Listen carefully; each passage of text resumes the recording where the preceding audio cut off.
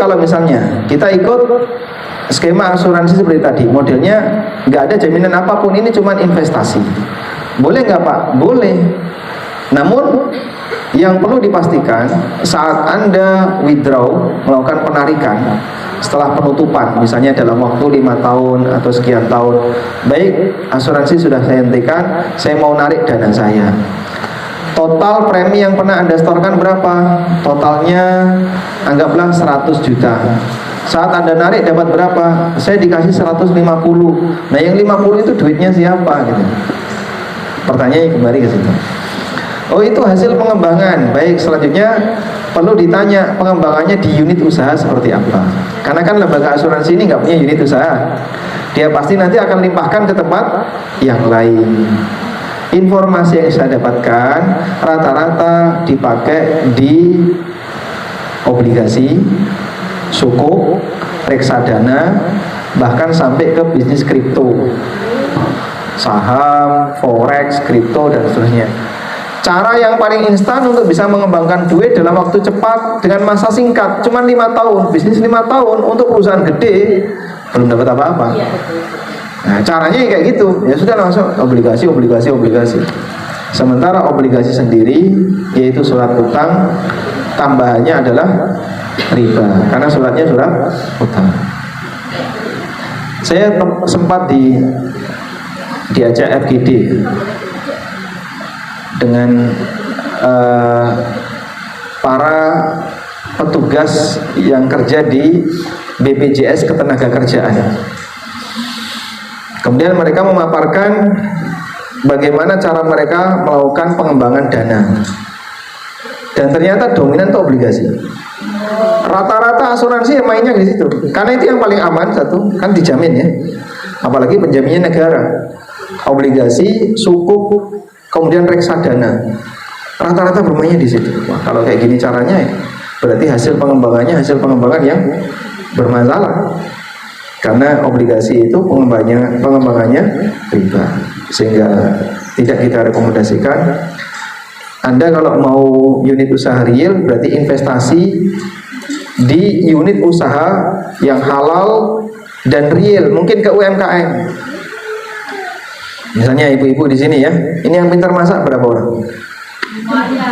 Yang benar. Pintar masak, pintar makan. Pintar jajan. Anda misalnya buat restoran gitu ya, restoran ditulis restoran khusus diet, aman bagi yang kelebihan bobot badan.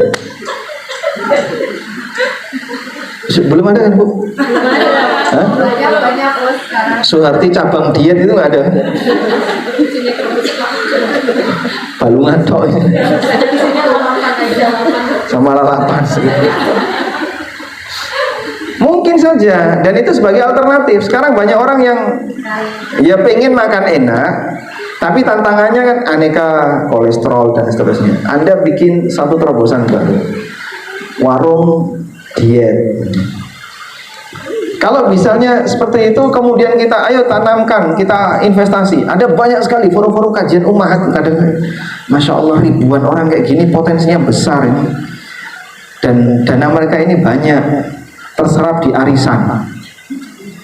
Paling besar itu terserap di arisan. Itu arisan, andaikan misalnya ya dana itu dikumpulkan, kemudian kita buat satu unit usaha bersama, nanti jadikan sebagai wakaf produktif, hasilnya untuk kegiatan sosial, mungkin akan berkembang. Minimal begini, wajib misalnya ya bikin catering, wajib bagi semua majelis taklim pesan snacknya dari sini. Udah cukup itu aja wis, nggak usah nyari konsumen yang lain. Tinggal buka 2-3 outlet sudah. Nanti di MT ini pesan dari sini, selesai sudah. Karena kan kajian ibu-ibu itu paling makmur, makanya ustadznya seneng. Kajian ibu-ibu, wah itu mesti panganannya paling oke. Nek kajian bapak-bapak garing. Gitu. Begitu.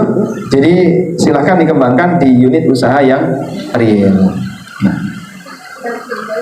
Baik.